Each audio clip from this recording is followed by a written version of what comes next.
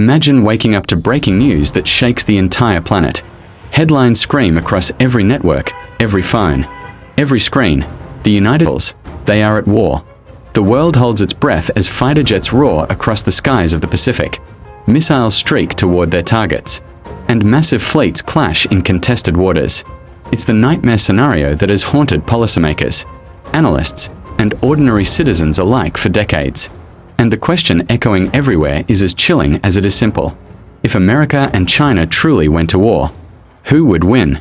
To even begin answering that question, we need to understand that wars are not won by one factor alone. They are not determined only by who has the most soldiers, or the biggest guns, or the fastest jets. Wars are the product of economics, technology, manpower, geography, and strategy. They are shaped by alliances, by leadership, and by the ability of a nation to endure hardship.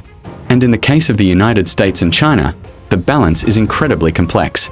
Each side brings enormous strengths to the table, but also serious weaknesses. Let us start with the foundation of all modern power, the economy. You cannot fight a war without money. Tanks, planes, missiles, and ships all require vast resources, not just to build but to maintain, supply, and replace when they are inevitably lost in combat. On this front, America still has the upper hand. With a gross domestic product close to $29 trillion, the United States remains the largest economy in the world. China, although it has risen spectacularly over the past 4 decades, still lags behind with a GDP of about $18.5 trillion. That gap, more than $10 trillion, is not just a statistic. It represents the ability to fund wars that drag on for years, to sustain casualties, to rebuild, and to innovate under pressure. The American defense budget reflects this economic muscle. In 2025, Washington allocated almost $900 billion to its military. China's budget, while impressive compared to most nations, was around $245 billion. That means America spends nearly 4 times as much every year. This money is not just poured into weapons, but into research and development, into next-generation fighter jets, advanced submarines, hypersonic missiles, cyber warfare capabilities, and space-based systems. America's military spending also supports a global presence, with hundreds of bases scattered across the world, a logistical machine that allows it to operate virtually anywhere. But war is not just about who can spend the most money. It is also about who has the people to fight it. And here, China has an undeniable edge. With a population of over 1.4 billion, compared to America's 340 million, China has an enormous pool of manpower. Millions of young men and women reach military age in China every year, far more than in the United States. This demographic reality means that China could, if it chose, put massive numbers of soldiers into the field and keep replacing them year after year. Today, China's active duty military stands at more than 2 million, the largest in the world. America, by comparison, maintains about 1.3 million active duty troops. On paper, that gives Beijing a huge advantage in sheer numbers. But numbers alone can be misleading. The United States has a larger reserve force that can be activated. And more importantly, its troops are generally better trained, better equipped, and more experienced in real combat operations. American forces have fought in multiple theaters over the last 3 decades, from Iraq and Afghanistan to smaller interventions across the globe. China's army, on the other hand, has not fought a major war in more than 40 years, since its brief conflict with Vietnam in 1979. That lack of battlefield experience could be a major weakness if a large-scale war were to break out. Still, fighting close to home offers China some crucial advantages. If war erupted in the Taiwan Strait or the South China Sea, China would be operating on its doorstep. Its supply lines would be short, its troops would be defending familiar territory, and its population would be mobilized, with the knowledge that they were fighting for their homeland. America, in contrast, would be fighting thousands of miles from its own shores, dependent on bases in Japan, South Korea, Guam, and possibly the Philippines and Australia. Those bases themselves would be prime targets for Chinese missiles, and if they were neutralized, Washington would face the daunting task of operating from far greater distances. This brings us to the air. In modern warfare, air power is often the decisive factor.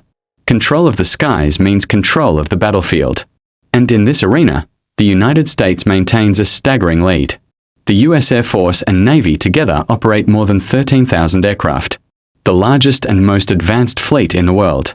China's Air Force, while growing rapidly, fields just over 3,000 aircraft.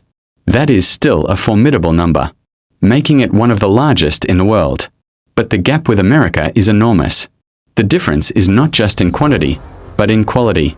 The United States has fleets of stealth fighters like the F-22, Raptor and the F-35 Lightning, aircraft designed to evade radar and strike deep into enemy territory. China has developed its own stealth jet, the J-20, but it exists in far smaller numbers and its true capabilities remain uncertain. America also dominates in support aircraft, tankers, transport planes, surveillance platforms that extend the range and effectiveness of its fighters. China has only a handful of aerial tankers, while the United States operates hundreds, allowing it to project air power across oceans. Helicopters are another key element. America operates thousands of them, including over 1,000 attack helicopters like the Apache, which have proven devastating on the battlefield. China has only a fraction of that number. In the air, then, the advantage is overwhelmingly American. On the ground, however, China regained some footing. It operates more tanks than any nation on Earth, around 6,800, compared to America's 4,600. In mobile rocket artillery, China again leads, with thousands of launchers capable of saturating enemy positions with firepower. Yet when it comes to armored vehicles and advanced artillery systems, the United States holds an edge in both quality and supporting infrastructure.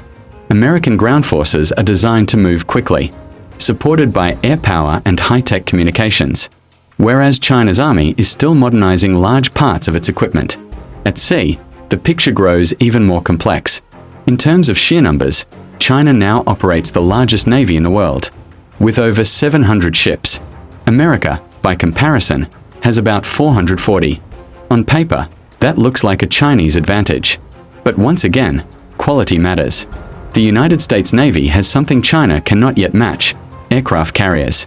With 11 nuclear-powered supercarriers, each capable of carrying dozens of advanced jets, America can project unmatched power across the globe. China, by contrast, has just 3 carriers, all conventionally powered, and much smaller in capacity. Submarines tell a similar story. China has built an impressive fleet, with around 60 submarines, some nuclear-powered and some diesel-electric. But America's 70 submarines are widely considered the most advanced in the world, with quiet designs, longer ranges, and better weapon systems. In a hidden undersea battle, America would likely hold the upper hand. Then there is technology, the silent battlefield that underpins everything else. Cyber warfare, artificial intelligence, satellites, space weapons. These are the domains where wars of the future may be won or lost.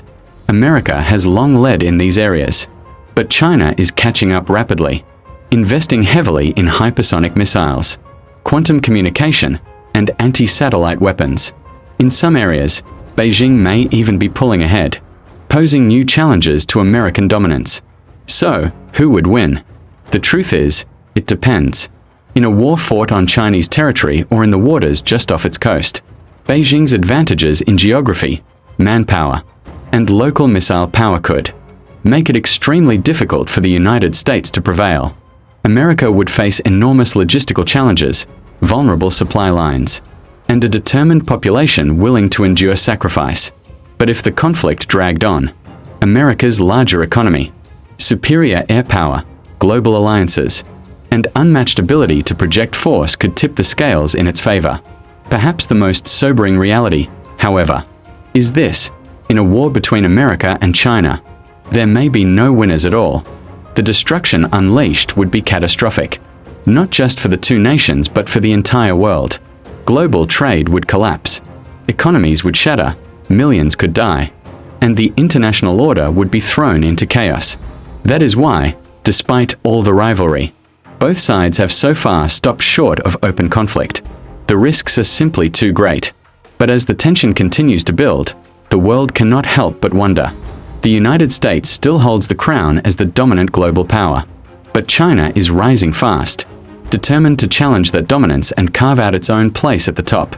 The question is not only who would win in a war, but whether such a war can be avoided at all. And so we end with the same haunting thought. That began this journey. If America and China ever cross the line from competition to all-out conflict, the outcome would shape the future of humanity itself. Let's hope that day never comes. If you found this video informative, don't forget to hit the like button, subscribe to our channel, and share it with your friends. Your support helps us create more content like this, and we'd love to hear your thoughts in the comments below.